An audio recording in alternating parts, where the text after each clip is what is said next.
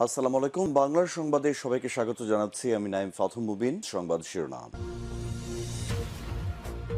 ইন্নালিল্লাহ। পুরো মধ্যপ্রাচ্যে আবারও তৃতীয় বিশ্বযুদ্ধ চলছে হামলার পর হামলা। জায়নবাদী দখলদাররা কোনোভাবে ইরানের সঙ্গে পেরে উঠছে না। তাদেরকে চরমভাবে শিক্ষা দিচ্ছে ইরানের ইসলামী বিপ্লবী গার্ড বাহিনীর সদস্যরা। দখলদার ইসরায়েলি বাহিনীকে চরমভাবে ধসিয়ে দিচ্ছে ইরানের ইসলামী বিপ্লবী গার্ড বাহিনীর সদস্যরা। তারা কোনোভাবে দখলদারদের ছাড় দেবে না। পুরো পরিস্থিতি এখন ধ্বংসস্তূপে পরিণত হয়েছে। ইহুদিবাদীদের বিরুদ্ধে সর্বাত্মকভাবে কাজ চালিয়ে যাচ্ছে ইরানের ইসলামী বিপ্লবী গার্ড বাহিনীর সদস্যরা। পরিস্থিতি এতটাই জটিল আকার ধারণ করেছে যে দখলদারেরা আসলে কোনোভাবেই আর কোনো কিছু করতে পারছে না। তাদেরকে তছনছ করে দিচ্ছে ইরানের ইসলামী বিপ্লবী গার্ড বাহিনী। হরমুজ প্রণালী আবারও বন্ধ করে দেওয়া হয়েছে। বাংলাদেশের যুদ্ধজাহাজ জয়যাত্রাকে আটকে দিয়েছে ইরান। বাংলাদেশ থেকে ইরানের বিরুদ্ধে বিবৃতি দিয়েছিল তারেক রহমানের সরকার। এই বিবৃতি দেওয়ার ফলে তিনি চরমভাবে ফেঁসে গিয়েছেন। এখন আসলে বাস্তবে তিনি কোনো কিছুই করতে পারছেন না। তার পরিস্থিতি খুবই খারাপ অবস্থানে চলে গেছে। চলছে হামলার পর হামলা। আর এরই মাঝে আমাদের হাতে এসে পৌঁছেছে এই যুদ্ধের সর্বশেষ গুরুত্বপূর্ণ সবথেকে তাজা আপডেট সংবাদ আপনাদের জানিয়ে দিব। প্রথমেই জানাবো, ইসলামাবাদে আগামী সপ্তাহে যুক্তরাষ্ট্র ইরান বৈঠকের সম্ভাবনা। পাকিস্তানের নিরাপত্তা সূত্র জানিয়েছে যুক্তরাষ্ট্র এবং ইরানের মধ্যে নতুন দফার আলোচনা আগামী সপ্তাহের মধ্যেই অনুষ্ঠিত হতে পারে। এদিকে বিমানবন্দর থেকে ইসলামাবাদের রেড জোন এলাকায় যা সড়ক সাময়িকভাবে বন্ধ রাখা হয়েছে, যা নিরাপত্তা জোরদারের ইঙ্গিত দেয়।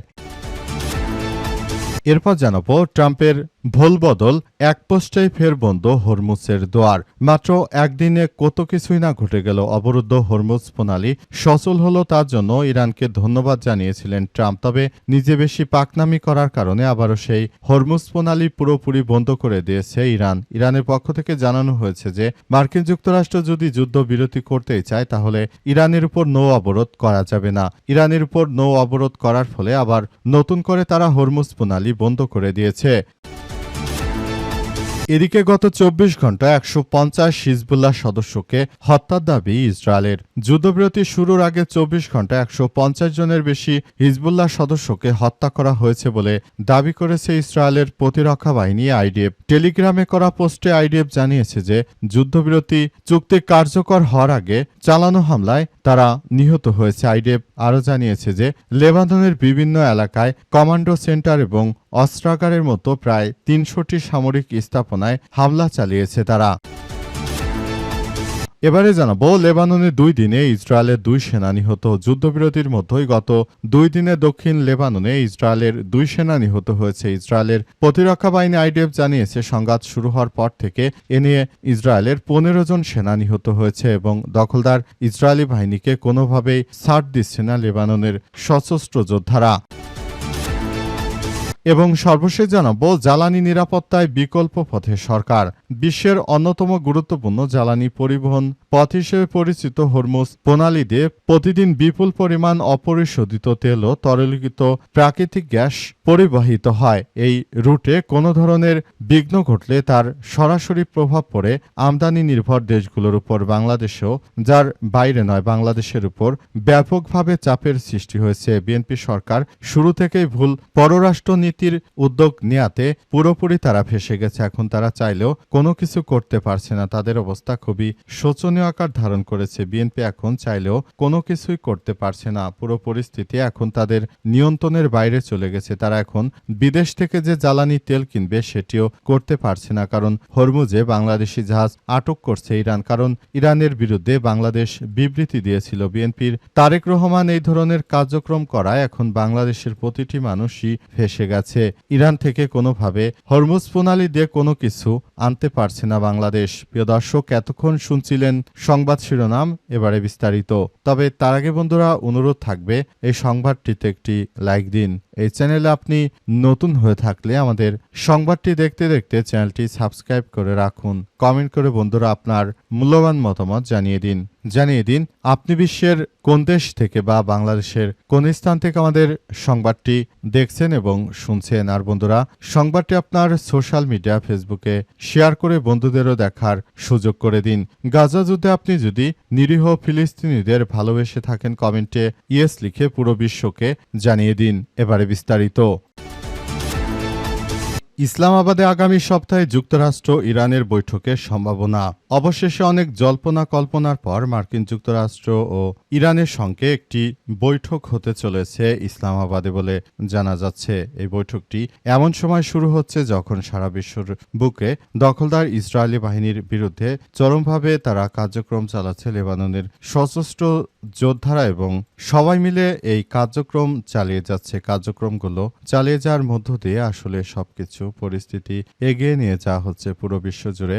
দখলদার ইসরায়েলি বাহিনীকে আসলে পরিস্থিতি খুব জটিলভাবে এগিয়ে যাওয়ার প্রতি নিয়ন্ত্রণ জানানো হচ্ছে, সবকিছু তছনছ করে দেওয়া হচ্ছে। মধ্যপ্রাচ্য জুড়ে দখলদার ইসরায়েলি বাহিনী এবং মার্কিন যুক্তরাষ্ট্র যে ধরনের কার্যক্রমগুলো চালিয়ে যাচ্ছে এটি কোনোভাবে গ্রহণযোগ্য হতে পারে না। তারা শুরু থেকে মুসলিমদের সঙ্গে যে ধরনের কার্যক্রম শুরু করেছে এটি কখনোই গ্রহণযোগ্য হতে পারে না। মধ্যপ্রাচ্য জুড়ে যে ধরনের কার্যক্রম ইহুদিবাদী ইসরায়েল শুরু করেছে এবং যুক্তরাষ্ট্র শুরু করেছে, এসব জায়গা থেকে বেরিয়ে আসার জন্য অনেক চেষ্টা করেছিল ইরান। তবে দখলদার ইসরায়েলি বাহিনী ও মার্কিন যুক্তরাষ্ট্র তারা শুরু থেকেই কার্যক্রমগুলো চালিয়ে মূলত সবকিছু ধ্বংসস্তূপে পরিণত করার মধ্য দিয়ে এগিয়ে যাচ্ছে। পরিস্থিতি এতটাই জটিল আকার ধারণ করেছে যে সবকিছুর জন্য দখলদার জায়নবাদীরা আসলে পুরোপুরি তারা ধ্বংসস্তূপে পরিণত হওয়ার মধ্য দিয়ে এগিয়ে যাচ্ছে। পরিস্থিতি অত্যন্ত জটিল আকার ধারণ করেছে এবং এর জন্য দখলদার জায়নবাদীরা পুরোপুরি ফেঁসে গিয়েছে। ট্রাম্পের ভুল বদল, এক পোস্টেই ফের বন্ধ হরমুজের দুয়ার। মাত্র একদিনে কত কিছুই না ঘটে গেল। অবরুদ্ধ হরমুজ প্রণালী সচল হলো, তার জন্য ইরানকে ধন্যবাদ জানিয়ে সোশ্যাল মিডিয়ায় পোস্ট করেছিলেন মার্কিন প্রেসিডেন্ট ট্রাম্প। কিন্তু কিছুক্ষণ পরে আবার জানালেন ইরানি বন্দরের বিরুদ্ধে যুক্তরাষ্ট্রের অবরোধ চলবে। এর জবাবে আবারও হরমুজ প্রণালী বন্ধ করে দিয়েছে ইরান। এই ঘটনার সূত্রপাত শুক্রবার ১৭ এপ্রিল ইরানের পররাষ্ট্রমন্ত্রী সৈয়দ আব্বাস আরাগচি সামাজিক যোগাযোগ মাধ্যম এক্সে ঘোষণা দেন হরমুজ প্রণালী জাহাজ চলাচলের জন্য সম্পূর্ণ উন্মুক্ত। তার এই ঘোষণাকে স্বাগত জানিয়ে মার্কিন প্রেসিডেন্ট ডোনাল্ড ট্রাম্প ধন্যবাদ জানিয়ে পোস্ট করেছেন। মুহূর্তে বিশ্ববাজারে অপরিশোধিত তেলের দাম ১০% কমে যায়। কিন্তু ভুল বদলাতে দেরি করেননি মার্কিন প্রেসিডেন্ট ট্রাম্প। কয়েক ঘন্টার মতো তিনি ঘোষণা দেন ইরানের সঙ্গে চূড়ান্ত চুক্তি না হওয়া পর্যন্ত ইরানি বন্দরে মার্কিন অবরোধ সম্পূর্ণরূপে চলবে। এই ঘোষণা দেওয়ার পরই আবারও মার্কিন যুক্তরাষ্ট্র এই ধরনের একটি উদ্দেশ্যহীন কথাবার্তা বলার মধ্য দিয়ে তিনি নিজের পায়ে নিজে কুড়াল মেরেছেন। কারণ একটু পরেই ইরান তখন সেই অবরোধ আবারও শুরু করে দেয় এবং তারা হরমুজ প্রণালী দিয়ে কোনো জাহাজ চলাচল করবে না বলে জানিয়ে দেয়। এই ঘটনার পর পরিস্থিতি আসলে থমথমে অবস্থা বিরাজ করছে। আসলে কেউ বলতেও পারেনি যে এই ধরনের একটি অনাকাঙ্ক্ষিত ঘটনা ঘটে যাবে এবং এই ঘটনার জন্য মার্কিন যুক্তরাষ্ট্র দখলদার ইসরায়েলি বাহিনী তারা পুরোপুরি এই ধরনের একটি সমস্যা তৈরি করছে। এই সমস্যার পেছনে আসলে তারা কোনোভাবেই নিজেদের দায় এড়িয়ে যেতে পারছে না।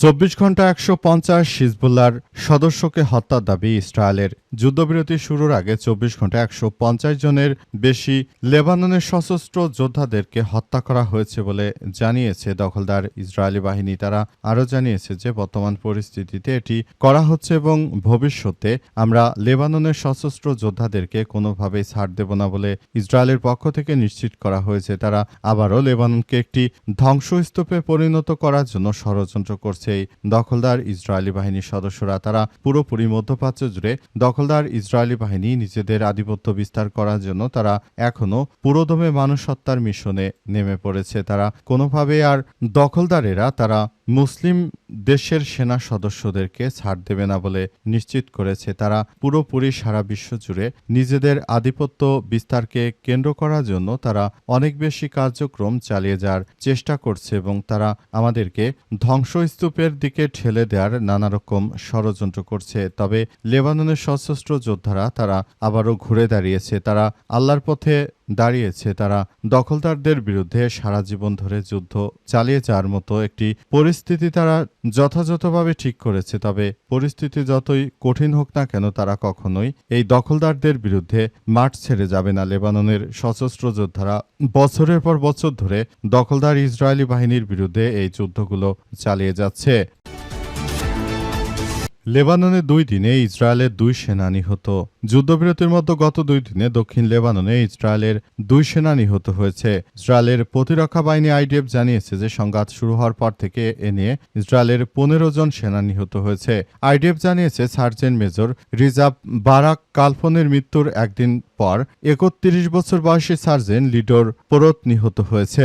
এছাড়াও সংঘাতে 12 জন সেনা সদস্য গুরুতরভাবে আহত হয়েছে বিষয়ে আর কোনো বিস্তারিত তথ্য তারা দেয়নি। ইসরায়েলও তার উত্তরে প্রতিবেশী দেশ লেবাননে হামলা চালিয়ে আসছে। লেবাননের স্বাস্থ্য মন্ত্রণালয় জানিয়েছে এসব হামলায় গত 6 সপ্তাহে 2000-এর বেশি নিহত এবং আহত হয়েছে আরও 7000 মানুষ। এই সপ্তাহের শুরুতে 10 দিনের একটি যুদ্ধবিরতি কার্যকর করা হয়েছে এবং এই পরিস্থিতির মধ্য দিয়ে আসলে সবকিছু তছনছ করে দেওয়া হচ্ছে। মধ্যপ্রাচ্য জুড়ে দখলদার ইসরায়েলি বাহিনী যে ধরনের কার্যক্রম শুরু করেছে সেটি কোনোভাবেই গ্রহণযোগ্য হতে পারে না। বর্তমান এই কার্যক্রমগুলো এতটাই তীব্র থেকে তীব্র আকার ধারণ করেছে যে সবকিছু এখন ধ্বংসস্তূপে পরিণত হয়েছে। পুরোপুরি কার্যক্রমগুলো চালিয়ে যাওয়ার জন্য এটি করা হচ্ছে বলে সেখানে উল্লেখ করা হয়েছে।